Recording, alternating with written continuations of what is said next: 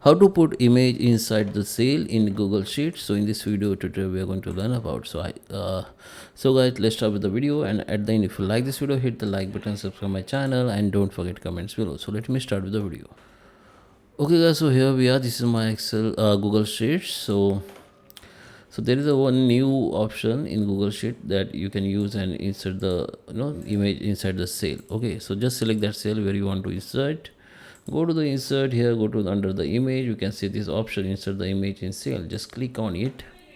Now go to the upload, go to the browser and select your image from your device and just click open.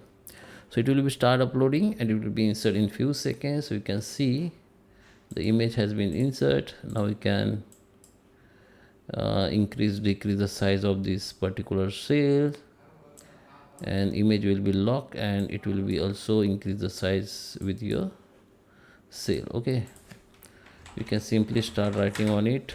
Okay, so this is only you can insert the image on this cell. You can write on it. You can also, okay, there is an option you can insert the note. And okay, so we have only option to insert a note. And okay, add alt text to cell, put image over the cell.